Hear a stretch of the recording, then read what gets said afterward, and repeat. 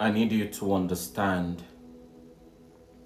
that every man and woman born into this world has a spiritual partner. Some has good spiritual partner, while the rest has bad spiritual partner. For example, if as a man or woman you get married to a good partner, you will enjoy that marriage.